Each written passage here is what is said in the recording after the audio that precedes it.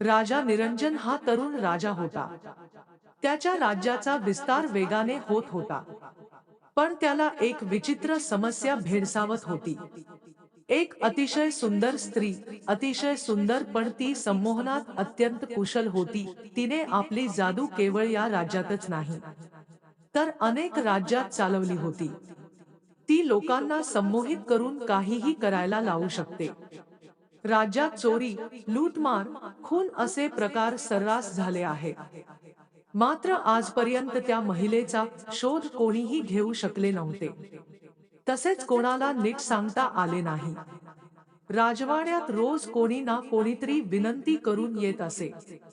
राजाला संमोहित करून राज्याची राणी बनवायची असल्याने राजा त्या महिलेचा शेवटचा बळी ठरणार असल्याची चर्चा राज्यात होती.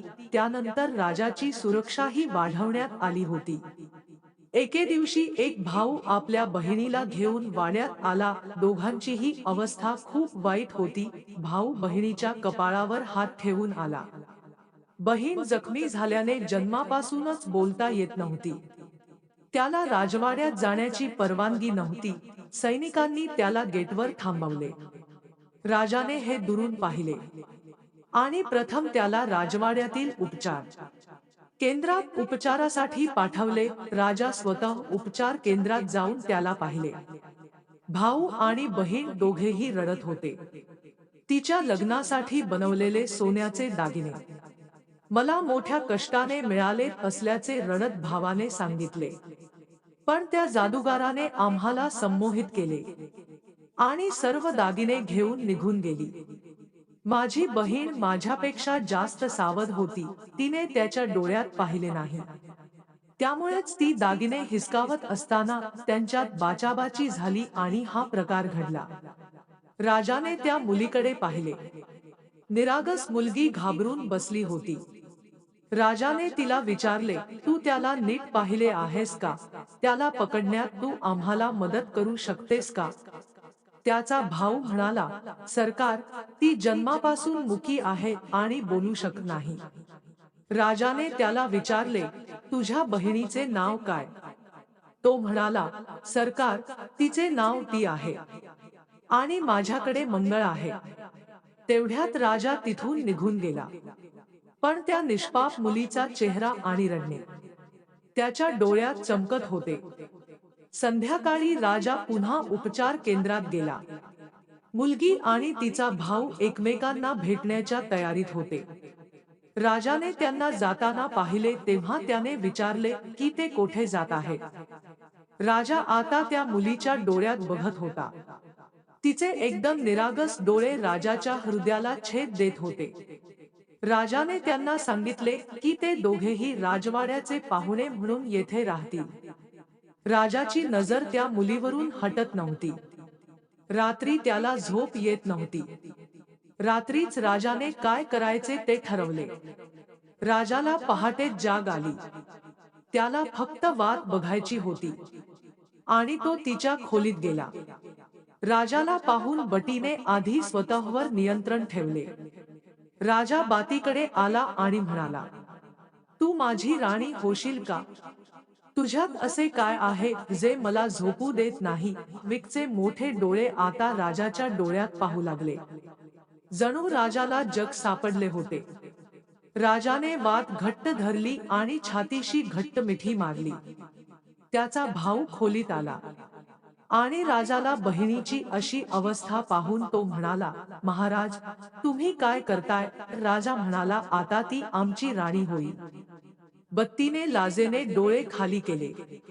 राजाने आपल्या मंत्र्यांना सांगितले की उद्याच आपले लग्न होईल आणि व्यवस्था करावी. राजाचा सरचिटणीस या बातमीने खुश झाला, पण थोडा संकोचही झाला.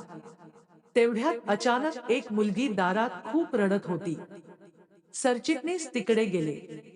तेव्हा त्यांना कळले की मुलगीही बोलू शकत नाही.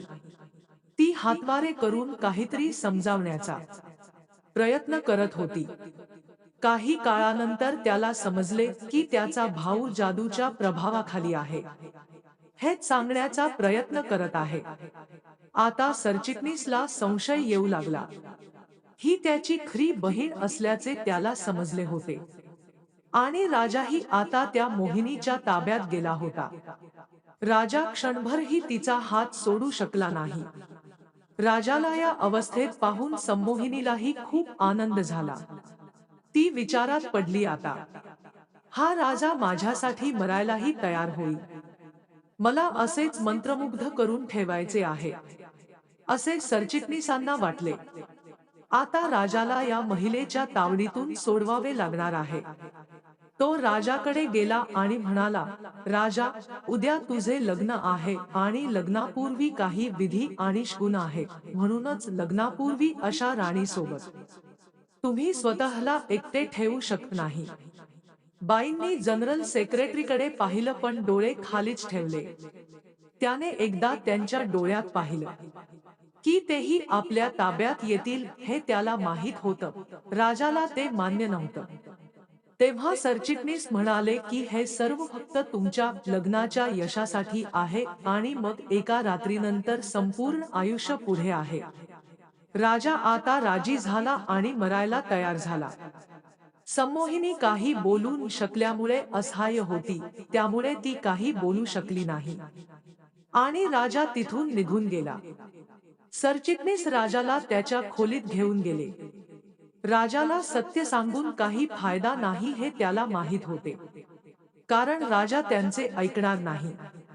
त्यांना जादूगाराच्या तोंडून काहीतरी मिळवावे लागेल. म्हणूनच तो म्हणाला, राजा, आतापासून मंडपात राणी तुला पाहू शकणार नाही, नाहीतर मोठा अनर्थ होईल. म्हणून राणीच्या डोळ्याभोवती काळे कापड बांधायचे असे मी ठरवले. राजाची अवस्था वेड्यापेक्षा कमी नव्हती. तो म्हणाला, तुला जे योग्य वाटेल ते कर, पण उद्या माझं लग्न कर आणि जास्त उशीर करू नकोस. सरचिटणीस काही महिला त्याला मोहिनीच्या खोलीत पाठवण्यात आले. ज्याने काळ्या कपड्याने डोळे बंद केले आणि दोन स्त्रिया तिथेच राहिल्या जेणेकरून तो त्यांना उघडू नये. संमोहिनी बोलू शकत नसल्याने असहाय्य झाली होती. नाहीतर तिचे रहस्य उघड झाले असते. म्हणून ती गप्पच राहिली. दुसऱ्या दिवशी मंडप सजवण्यात आला. राजा तिथला मुक्काम उत्सुकतेने पाहत होता. वधूला डोळ्यांवर काळे कापड घालून आणले होते. त्यानंतर मंडपात पोहोचल्यावर कापड काढण्यात आले. कापड काढताच संमोहिनीला काही दिसेना.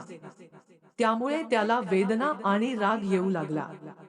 कारण त्याची शक्ती फक्त त्याच्या डोळ्यात होती. ती जोरात ओरडली, मिस्टर सेक्रेटरी, तुम्ही मला आंधळे केले आहे. असे म्हणत ती घाईघाईने इकडे तिकडे पळू लागली. तू मला आंधळे केलेस. संपूर्ण मंडप चक्काचूर झाला. तिचा आवाज ऐकून राजा झोपेतून जागा झाला होता.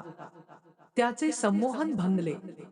राजा म्हणाला, तू तिथे आहेस हे चांगले आहे, ती आम्हालाही फसवत होती. संमोहिनीला पुन्हा पहारेकऱ्यांनी पकडले आणि तुरुंगात टाकले.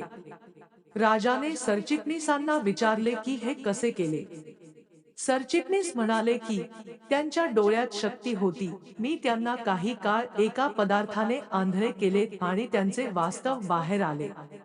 राजाने दोन भाऊ आणि बहिणींना धन्यवाद देऊन निरोप दिला आणि त्यांना आणि राज्य वाचवल्याबद्दल सरचिटणीसचेही आभार मानले.